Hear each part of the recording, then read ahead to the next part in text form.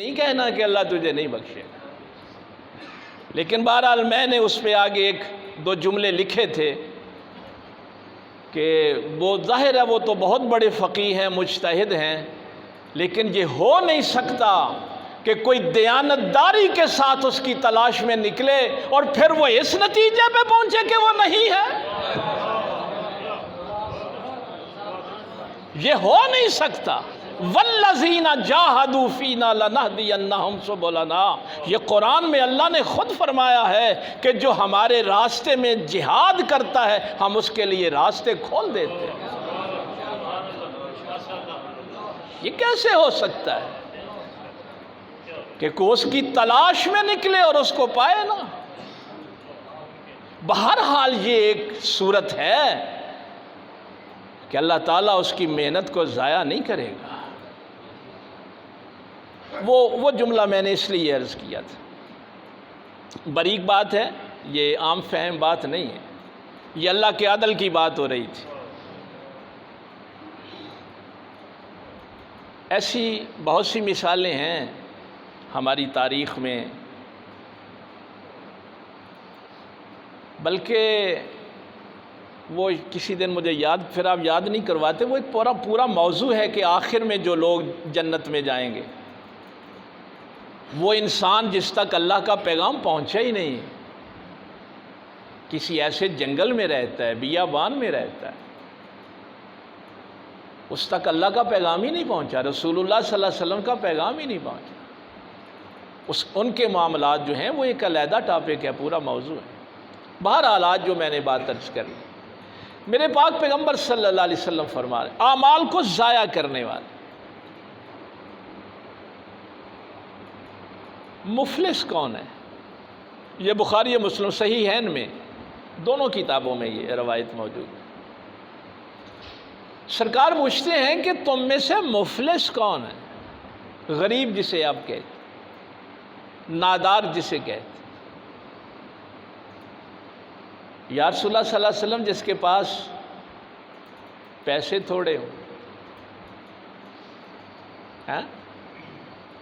جس کے پاس کھانے پینے کا سامان نہ ہو، رہائش نہ ہو، دوائی نہ لے سکے، کپڑے اچھے نہ ہوں، اسے ہم نادار کہتے ہیں، مفلس کہتے ہیں۔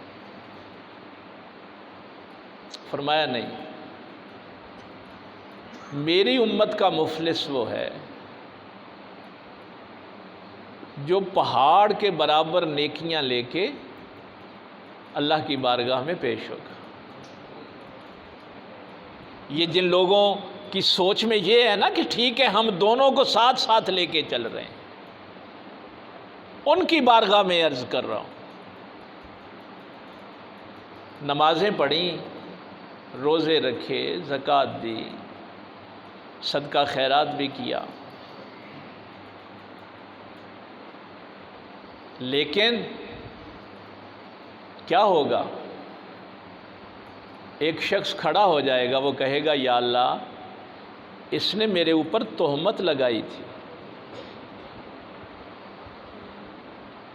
اللہ تعالیٰ فرمائے گا اس کی نیکیاں لو اور اسے دے دو، اس نے میرا حق مارا تھا، نیکیاں اس کو دے دو۔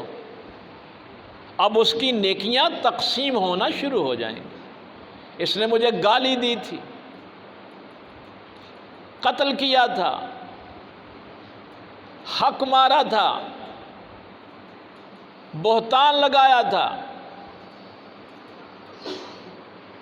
میرے پاک پیغمبر صلی اللہ علیہ وسلم فرماتے ہیں کہ یہ پہاڑ جتنی نیکیاں وہ جو لوگ شکایت کر رہے ہوں گے ان میں تقسیم کر دی جائیں گی، حتیٰ کہ اس کی نیکیاں ختم ہو جائیں گی، اور ابھی لوگوں کی لائن لگی ہوگی۔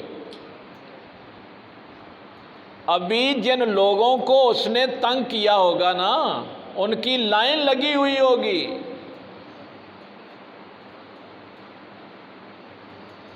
اب اس کی نیکیاں تو ختم ہو گئیں، اب اللہ تعالیٰ فرمائے گا کہ ان کے گناہ نکالو اور اس کے پلڑے میں ڈال دو۔ حبط اعمال کی بات ہو رہی ہے نا کہ اعمال برباد کیسے ہوتے۔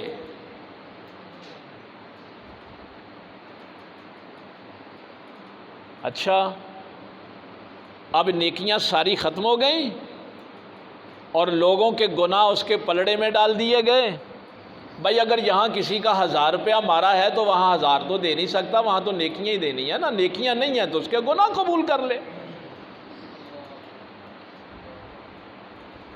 کیا مجھے جملہ یاد آیا، بزرگوں نے بھی بڑی کمال کی باتیں کی۔ ایک شخص نے پوچھا تھا حضرت صاحب سے، زندگی کیسے گزاروں؟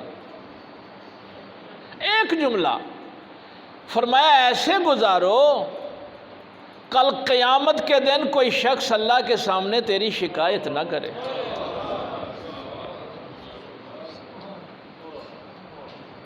بس ایسے گزارو، کوئی تیری شکایت کرنے والا نہ ہو۔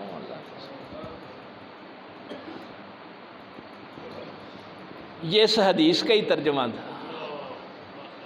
اگر شکایت کرنے والے وہاں کھڑے ہو گئے،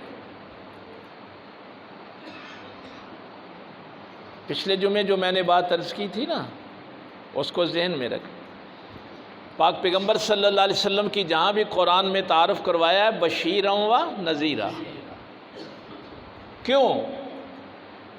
پیغمبر نہ اس کی رحمت سے مایوس ہونے دیتا ہے، نہ بے خوف ہونے دیتا ہے۔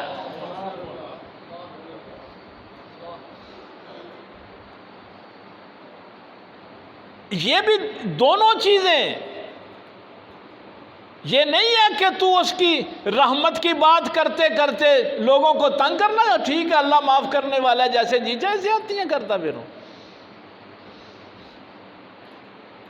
فرمایا نہ، زندگی ایسے گزارنا کل قیامت کے دن اللہ کے سامنے کوئی تیری شکایت کرنے والا نہ ہو۔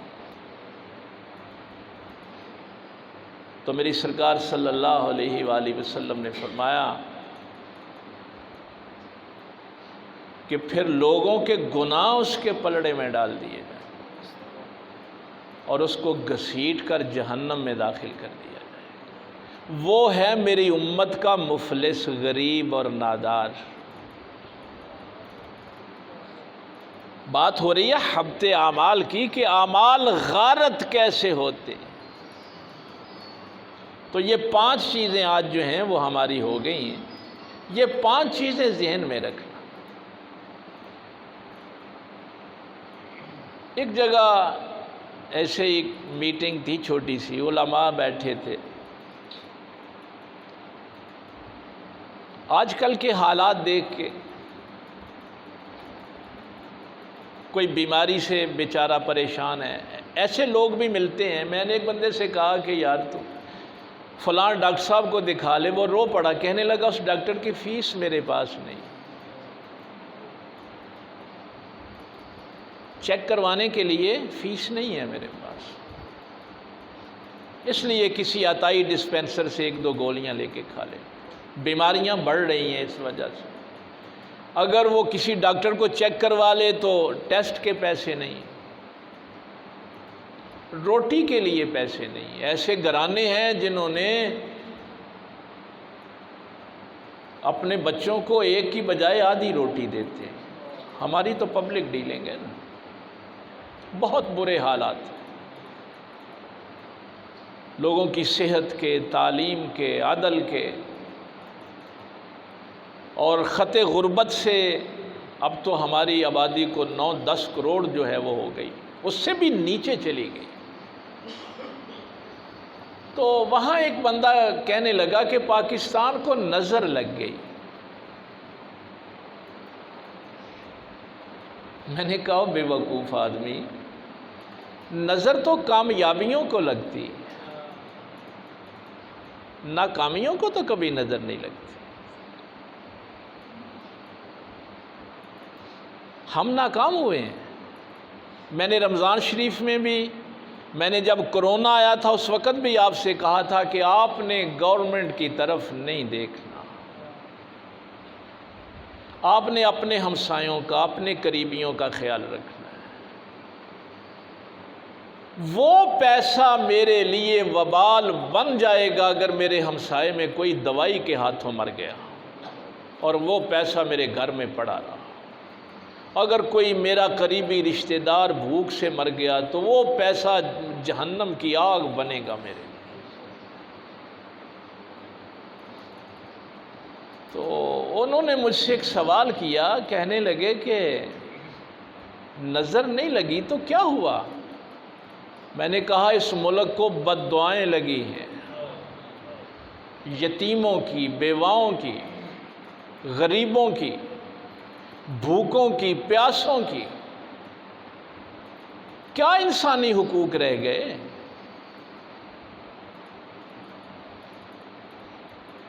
ہائے ہائے ہائے ہائے۔ حضرت عمر فاروق رضی اللہ تعالیٰ عنہ زخمی ہوئے،